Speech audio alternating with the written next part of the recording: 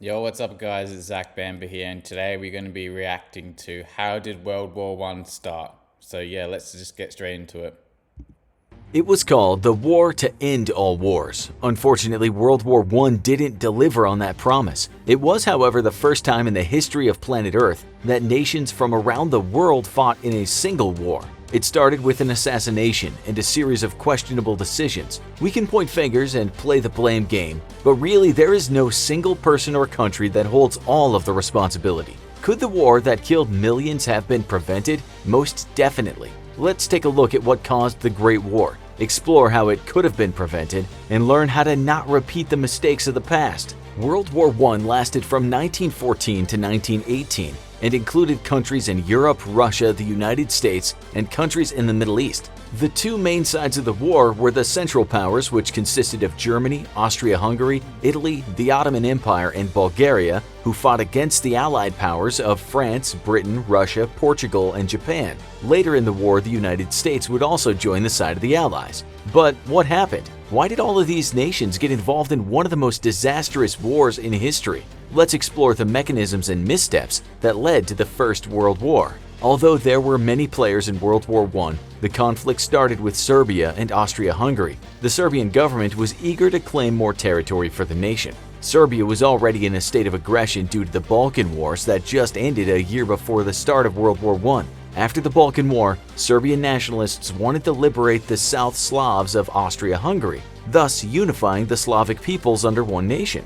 The extreme nationalism led to the assassination of the Archduke Franz Ferdinand, who was heir to the Austro-Hungarian Empire. At 11:15 a.m. on June 28, 1914, Franz Ferdinand and his wife Sophie, Duchess of Hohenberg, were shot to death in Sarajevo, Bosnia by Gavrilo Princip.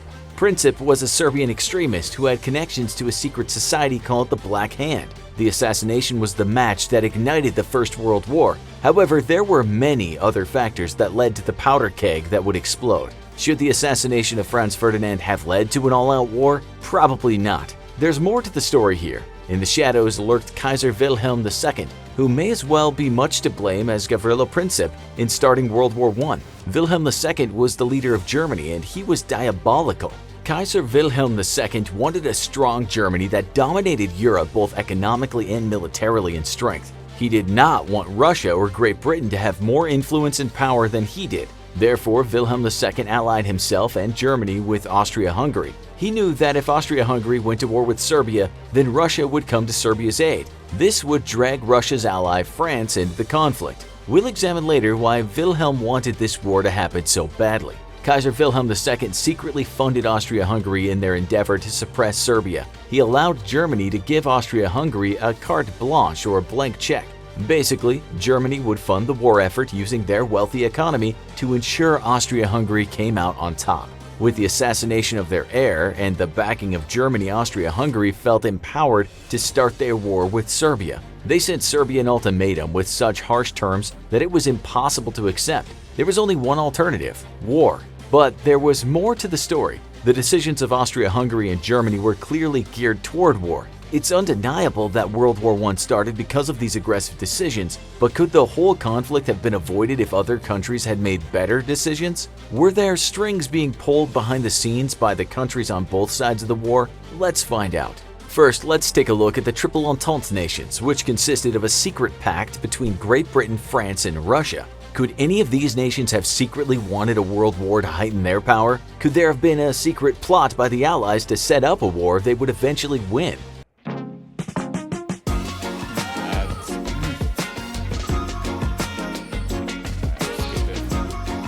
Russia is and always has been a large, powerful nation. What could Russia gain from a war against the Triple Alliance of Germany, Austria-Hungary, and Italy? At first glance, Russia's role in World War I seems to be based around supporting their ally of Serbia, but as we look closer, it seems that Russia's alliance only played a superficial role in their decisions to go to war. In fact, Russia barely even tried to find a diplomatic solution to prevent the conflict. Instead, they immediately started to deploy troops and ramp up military production once Austria-Hungary showed aggression towards Serbia. It would seem Russia had no intentions on working out the conflict diplomatically. History shows it was Russia, not Germany, that mobilized its military first. Russia may have wanted the war to claim more territory and power for the nation, but there was another player on the Triple Entente side who may have played a behind-the-scenes role in starting World War I.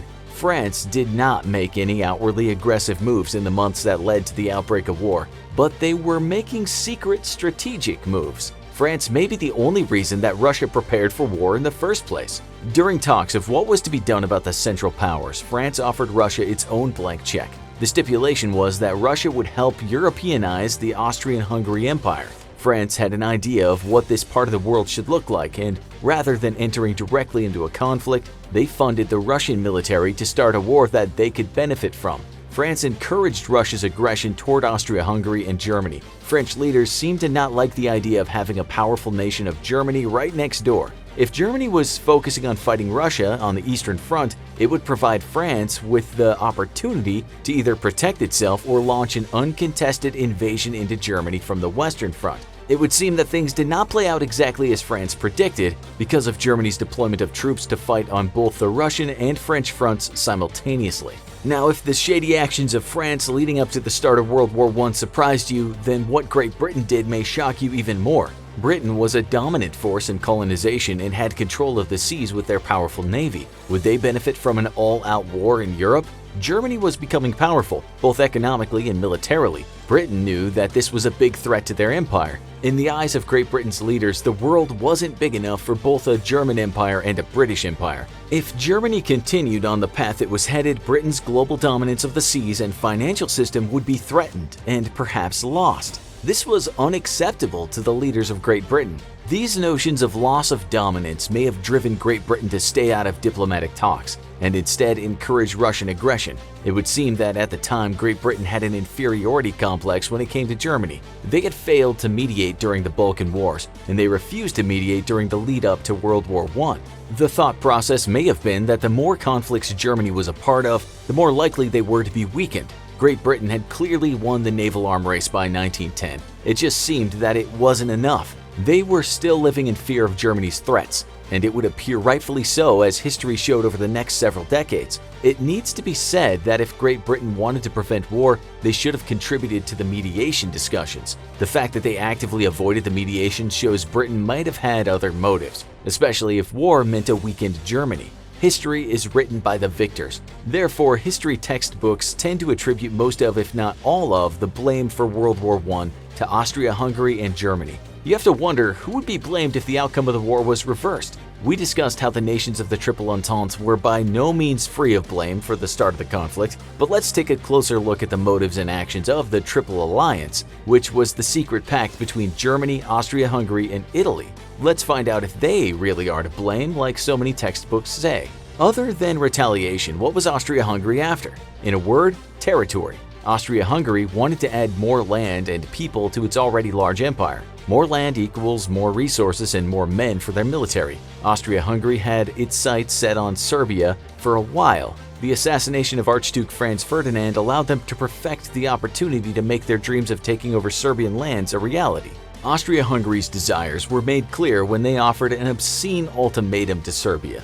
The ultimatum itself was delivered on July 23, 1914. It required Serbia to accept an Austro-Hungarian inquiry into the assassination of Archduke Ferdinand. The inquiry would be conducted solely by Austro-Hungarian investigators. Serbia also needed to suppress all anti-Austrian propaganda and eliminate any terrorist or extremist organizations within its borders. The leaders of Austria-Hungary demanded that an answer to the ultimatum be sent within 48 hours. However, the ambassador to Serbia delivered the ultimatum and immediately left the country to return back to Austria-Hungary. He already knew what was going to happen next. There was no way that Serbia would accept the ultimatum. This meant war. The ultimatum served one purpose. Austria-Hungary knew Serbia would never accept their terms, but they also knew if they attacked without warning, it would make Serbia look like the victim. By sending the ultimatum, it pushed the burden of avoiding war onto the Serbian government. This way, Austria-Hungary created the illusion of giving Serbia a chance to stop the war.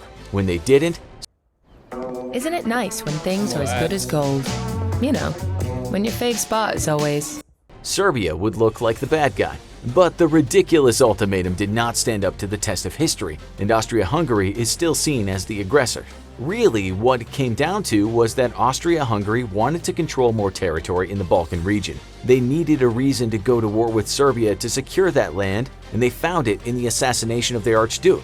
Was the assassination a reason to conduct an all-out war? Probably not, but it was sufficient enough reason for the Austria-Hungary government at the time. However, none of this would have been possible without one key player, and I'm sure you can guess what's coming next. Germany. In the eyes of many historians, Germany is to blame for the First World War. Why was Germany considered the most responsible in a conflict they did not directly start? It's mostly because they alone had the power to stop the war between Austria-Hungary and Serbia. All they needed to do was withdraw their blank check, and Austria-Hungary would not have the financial ability to support a war with Serbia. This would have kept Austria-Hungary in check, and they would have never issued their ultimatum.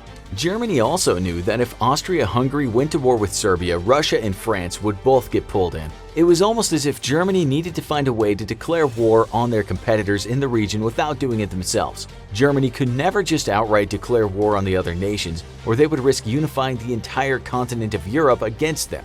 But by strategically destabilizing the Balkans, they could goad Russia and therefore France into a war with their ally, thus allowing Germany to start a war to suit their needs. The other reason that Germany wanted war was because it had peaked as a nation. If Germany allowed the rest of Europe to catch up, they would lose power and prestige. This upset no one more than Kaiser Wilhelm II, who was an angry militaristic autocrat. He believed that he was predestined by God to lead his country to greatness. He hated diplomats and maintained that the only way to ensure Germany's spot of power was through war. He knew it was now or never if Germany was going to become the predominant world power. When a power-hungry autocrat is in charge of one of the world's most wealthy and armed nations, there's only one outcome: war. In the end, World War I was caused by many different factors and countries. There's not just one person or nation to blame. However, some are more responsible than others. If the leaders of Europe were less hungry for power and more willing to sit down and negotiate, the war could have been avoided. Make no mistake, World War I was not unavoidable, but the leaders in charge saw war as a desirable outcome, or were forced into it by their allies, a situation that would repeat itself again 21 years later. If you're interested in more World War I information, check out 50 Insane. Well, I found that pretty interesting. Let me know in the comments what you think, and I'll see you guys later.